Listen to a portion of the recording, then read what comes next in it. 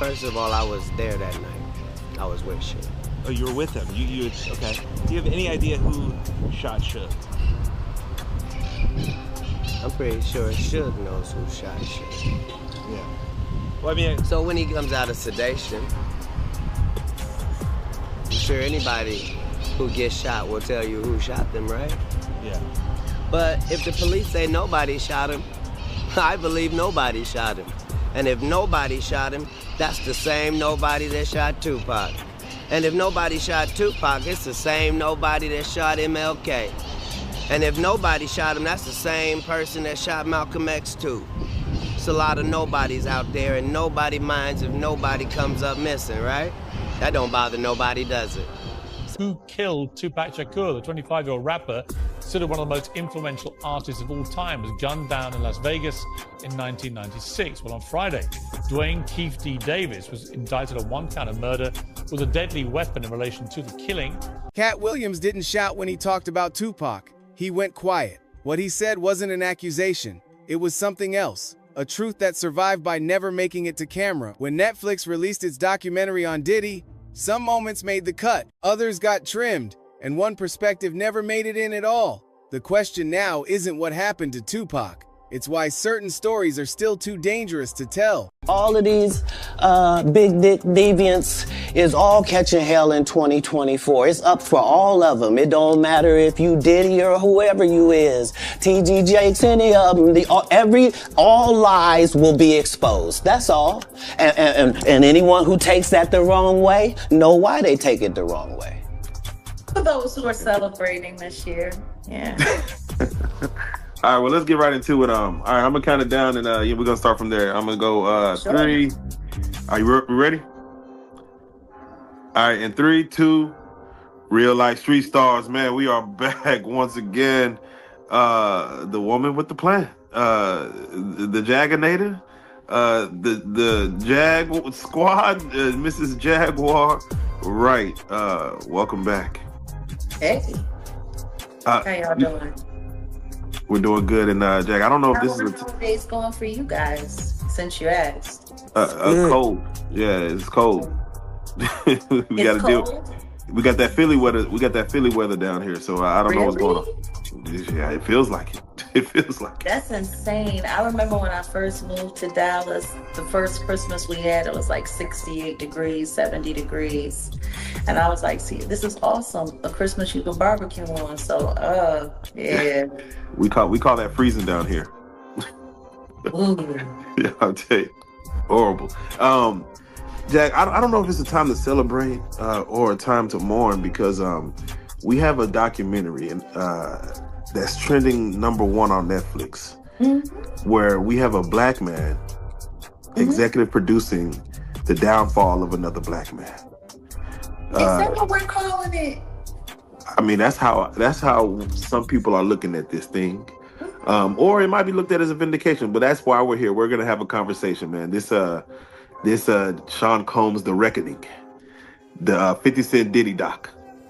First and foremost, we've been talking about this thing, Jack, for going on 2 years now, and once again, thank you for even being, I guess you could say, a beacon during this whole conversation, as far as kind of spreading light on a lot of things that go down in the industry that, you know, the normal person may not even see or hear about, that happens in the day-to-day. Did you really think 50 Cent, when he first mentioned it, that there was an actual documentary being worked on? Well, see, this is the thing. I can believe that it was happening. At what purpose? See, and that's the thing. Like, my opinion about all of this stuff is so much different than your average person's, and my outlook is so much different than your average person's. Did I believe that it was possible? Absolutely. Why wouldn't he be able to do a documentary? Why wouldn't he be able to bring in Alexandria to come and put this together? Like, the woman who directed this, she doesn't even seem to have a background in hip hop at all. That makes sense. So it's like, yeah, it's kind of interesting. It's kind of interesting. The controversy isn't about what Netflix showed. It's about what they left out. A clip involving Katt Williams speaking on Tupac Shakur, silence, and proximity to power was reportedly removed from the final documentary. In a project marketed as comprehensive, leaving something out is its own kind of statement. What stays visible shapes how the public remembers. What gets cut quietly redefines who gets held accountable. When a documentary edits itself, the real question isn't about the content anymore. It's about who controls what the audience is allowed to see.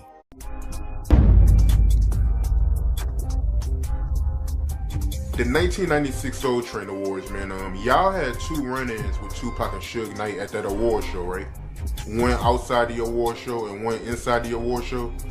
I think the one outside the award show, Tupac and Suge, they pulled up in a red Hummer and Tupac got out and he started yelling at Biggie. And you said somebody named C. Gutter pulled out a gun on Tupac. And I think the one inside the award show, you said that y'all seen Tupac and Suge, and when you look to the side of you, Puffy disappeared.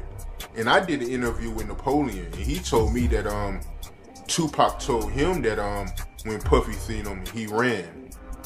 And I think Napoleon told me that Puffy ran inside a tour bus. That's what Tupac told him. So from your point of view, man, what happened? Well, you're talking about the 96 Soul Train and the 97 Soul Train.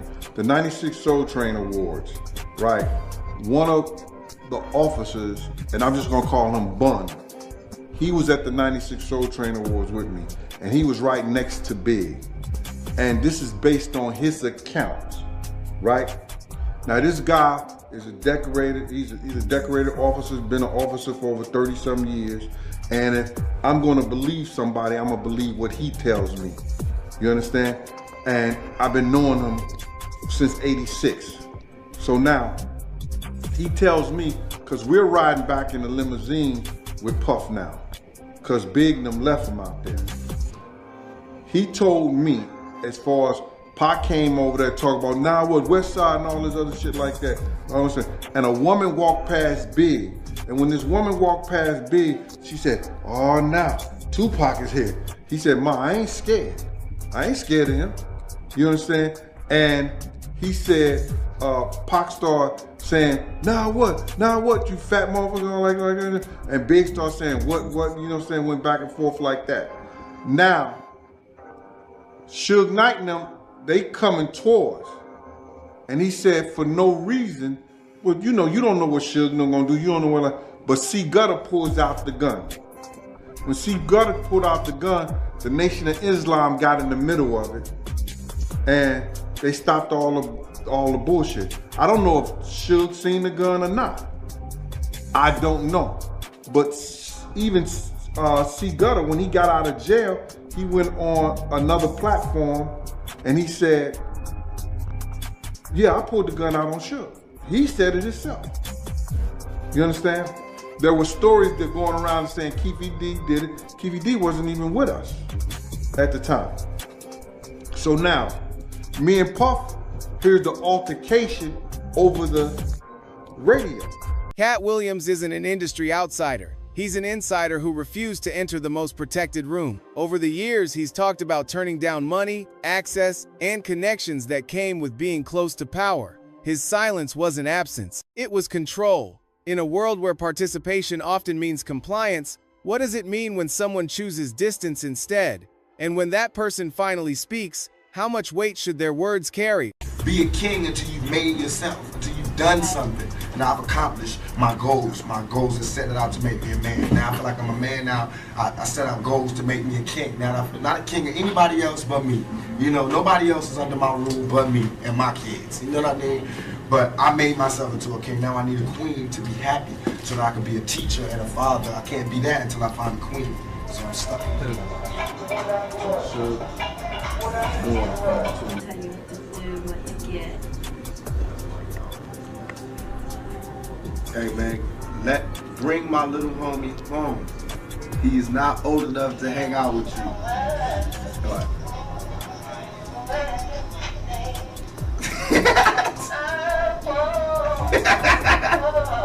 I was home. I went to the gas station to wait for y'all. Y'all kept going. So then I went behind you and kept going behind you. When I came behind you, you already went to your house. When I came into my house, what you saying? Huh? At your house. In a 1995 interview, Tupac Shakur said something that still echoes today, not because of what he revealed, but because of what he held back. He mentioned proof but refused to go public with his claims. His words were careful, measured, more legal than emotional. Oh, you did? You ain't see me turn around. You ain't see me turn around. Excuse me. Sit my little homie home. Put him in the cab or something. I'm doing that at 2 o'clock. Alright? Yeah. Yeah. What? The interview? Right. Yeah. Yeah. Out here too, I think, on 106. So, can you send a nigga home?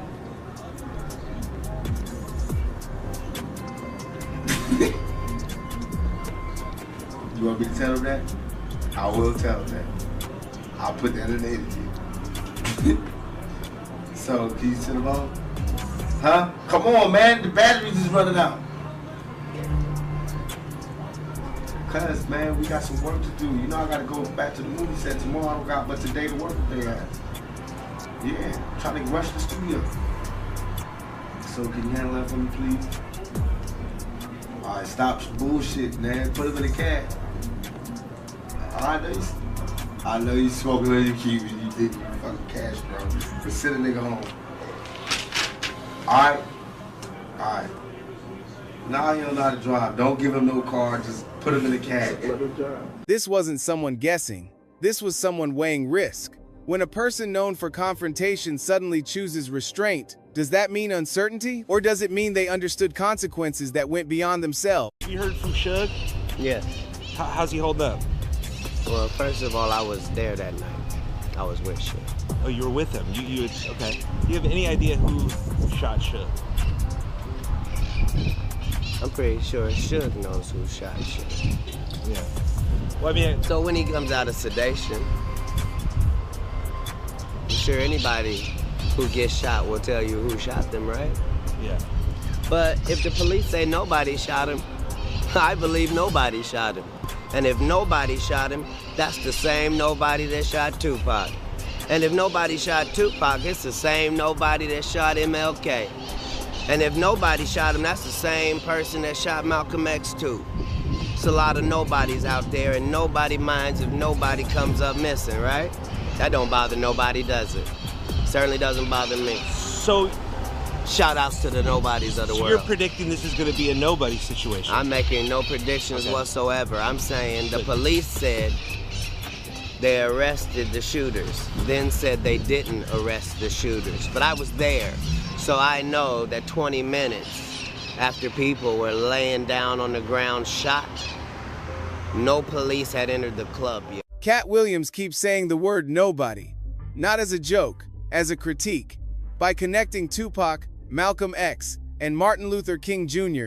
through the same unresolved lack of accountability, he's reframing violence, not as isolated incidents, as a pattern. Did Suge do anything to provoke this, or? Nobody in the world has ever provoked themselves being shot. That's true. There's only two ways to get shot. Either you believe you're somewhere where a person can't have a gun, therefore making you safe, you know, like an airport or a club that restricts entrance, and a situation where the person already has the gun out and you're standing in front of somebody. Now, if you're an idiot, you can believe this was about Suge Knight, but Suge Knight has been accessible every day of his life for 20 years. We know who it was aimed at, we know whose life he saved, and we know why they won't talk about it. But now the rumor mill would tell you, yeah, see, the same thing Suge was doing to Katt, he was trying to do to Chris. They're forgetting something. Suge has never managed me. What about the reports that this was gang-related, that these were two gang members that thought they did it in spite of Tupac?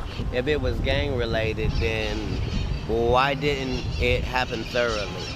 You see, there's parts of this story that just don't seem to make sense. Right. You're saying it was gang related, so that means somebody's gang was shooting at somebody's gang, and then somebody's gang didn't shoot back. The implication is disturbing. When no one is held responsible, power stays untouched. If accountability dissolves into abstraction, who benefits most from that disappearance?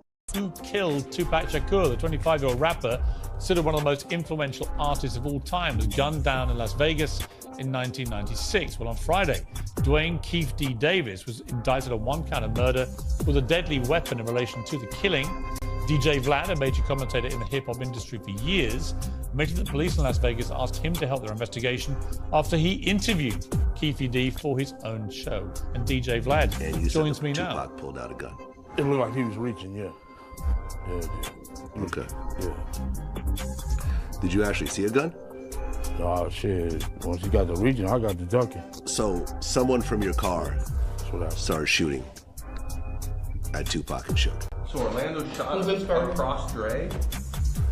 He leaned over on the window, he rolled down the window, popped. They was drove on my side, I was popped. You know what I'm saying? But they was on the other side. Right. Well, DJ Vlad joins me now. DJ Vlad, thank you very much indeed for joining the show. Absolutely, thank you for having me. I know you've studied this case for so long, and these interviews that you did with Keefe D, they've turned out to be extremely significant in this investigation, leading, in fact, to him being arrested and indicted. When you heard that news, how did you feel? Well, I mean, the goal wasn't really to get anyone arrested. It was really just to get the truth of the matter. The story about Orlando Anderson killing Tupac, I've known since around 2007. So this was essentially the worst kept secret in LA. Everyone knew about it, but there were no arrests, there was no convictions, there was no anything, there was no actual proofs. There was a lot of conspiracy theories around it. So around 2008, when I first heard the Keefe confession tapes that Greg Kading got, then I found out there was a book that was about to come out. I got a hold of Keefe D and his co-writer, and we scheduled an interview, and we just went from there. I mean, he appears to have incriminated himself in this interview, certainly the last one. Did you believe he was doing that as you interviewed him? Well, I think that he believed that he had a level of immunity when he did the proffer agreement. I think at the time he was saying that he had cancer, so maybe he didn't think he had much time to live. So he was just kind of letting it loose at that point. But it was a little bit crazy that he actually sat down and we did everything. And when I asked him about it, sometimes he would try to dodge certain questions, but ultimately I used the book as a blueprint. So whenever a question wouldn't get answered, I said, well, the book said X, Y, and Z. And then at that point, he kind of went along with what was written in the book. The implication is disturbing. When no one is held responsible, power stays untouched. If accountability dissolves into abstraction, who benefits most from that disappearance? Everybody was asking you what happened. So everybody kind of already knew knew that something happened? I didn't tell a soul. So you guys had to get the Cadillac painted and patched up and everything from the bullet holes? And we took it back to the rental car place. Was Orlando injured during the fight? Was that? Was Orlando injured during the fight? Yeah. Did he have to go to the hospital? Yeah. His shoulder? Shoulder, yeah. Kicked his shoulder out of place. Okay. Does anybody know what happened to the gun? No, not for sure. Nobody knows exactly what happened to the gun. What happened, Keefe, did you say they went back? What happened when they went back to the white Cadillac? Keefe didn't go back to the white Cadillac. He went home by other means. So the white Cadillac and the gun was managed or handled by the rest of the crew. So Keefe wouldn't have had any direct knowledge of what happened unless he heard from one of those guys. He didn't disclose to us what happened. Do you know what they thought happened to Tupac? Do you know if they thought Tupac was dead at the time? Well, you know anything about their conversations afterwards? No, Keefe told us that he thought Suge had been shot in the head. And so his impression was likely, at least in that immediate aftermath, he would have thought that, somebody gets shot in the head. Typically that's more than So, you know, the next day, of course, the reports start coming out on the news about Tupac being in the hospital in critical condition. So they would have known as soon as the reports came out that he wasn't dead. I don't know what they thought as far as the shooting. Obviously, Orlando laid down some fire. How many times he shot Tupac, he wouldn't have probably known, but he probably would have known that he hit him. How did so many people find out what happened so quick? The fucking the news, MTV news with that man Mike Lampkin. You know. They were talking about you guys? Shit, they evidently should say Keefy D nephew. People don't know me. Keefy D nephew. Suge told him that. Yeah, like then he called me a rat. Oh, bitch, you been ratting. Oh, yeah. Been ratting. You hired the police. Oh, man. You just did this shit all wrong, buddy. It's your Connect left town. And Connect got mad at you. No, that Monday, he called me and told me to meet him at Former LAPD Detective Greg Kading introduced recorded statements that brought old allegations back to life. Central to them is the claim of a financial motive. But the story breaks down where documentation should begin. No verified transaction, no definitive paper trail. That absence becomes the turning point between rumor and record. In modern justice systems, does truth exist without receipts? Or does the lack of documentation just mark the limit of what power allows to be proven? They said you wrote 2 verses for Diddy. One was the Let's Get It. I run this city, send the cops, DA defense to come get me. I ain't telling him to say that. And then this one. Bo knows, but Diddy did it. Shootouts, coastal beef, shit, Diddy did it. Jay helped me with that. Jay helped me with that. Jay helped me with that. Jay did that part right there when he said, cut it out, man. Shootouts, coastal beef. I wasn't around, but that was like East Coast, West Coast. That was it. And then Keefy D comes out and says, God damn. But they said you wrote it and it's him confessing the crime. Did you see this? No, did you see man, the meme? Look at the meme. Look. Cats want to leave me for dead. You're coming with me. You're coming with me. You know, I'm not involved in this. You wrote those verses for real? Yeah, we collaborated, me and Jay on that. We collaborated. Certain lyrics from the late 1990s have resurfaced under new scrutiny. Some interpret them as symbolic confession, others as artistic bravado.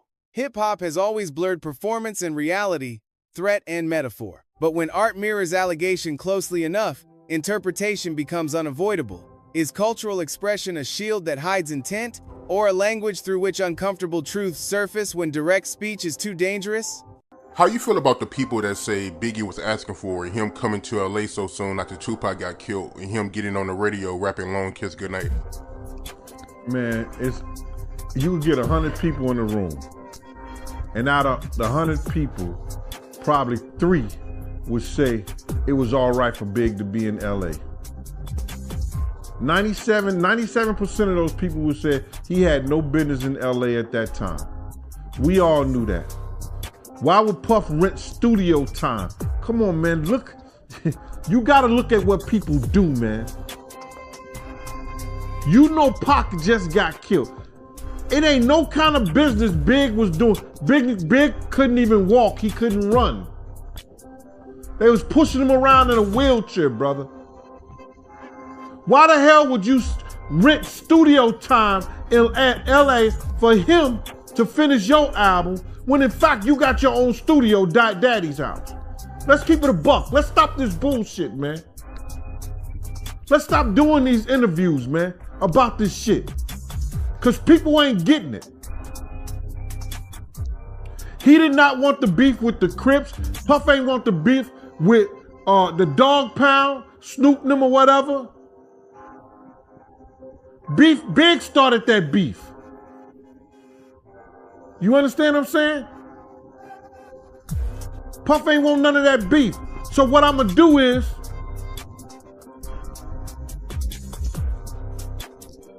y'all want the sheep? I'm gonna put them out the pasture.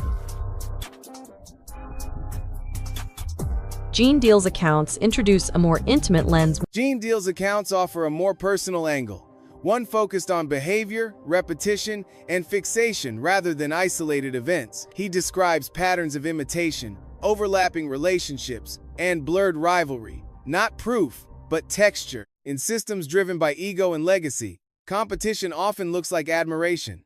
When rivalry becomes obsessive, how does that reshape motive? And can psychological patterns ever be weighed alongside legal evidence? Catch him if you can. If you got that wolf in you, catch him if you can.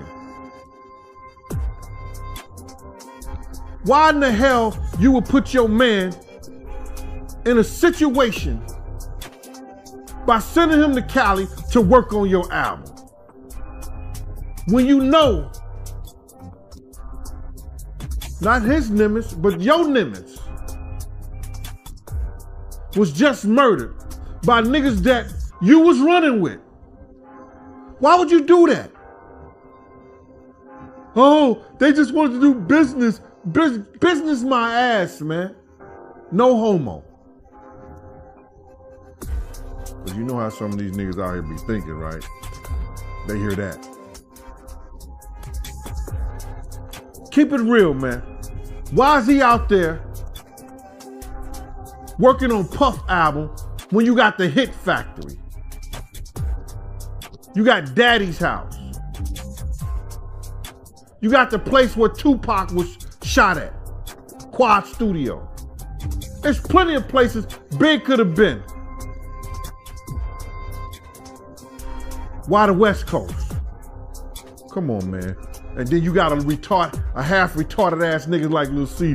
Big love Cali. Big wanted his publishing. Big wanted his marketing. He knew he couldn't go nowhere and be who he needed to be without it. So if Puff would have told that nigga to go to hell with gasoline draws on, that nigga would have went to hell.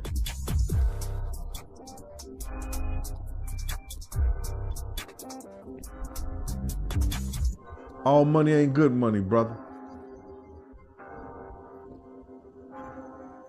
That's my take on it, man. I don't know if you like it or not. After decades of investigation, speculation, and testimony, the legal conclusion hasn't changed. No charges, no convictions. Prosecutors cite insufficient physical evidence. Defense attorneys point to inconsistent narratives. The law demands certainty, but history often operates without it. If justice depends on proof that never surfaces, does accountability expire? Or does it migrate into public memory, waiting for conditions where truth is no longer too costly to acknowledge?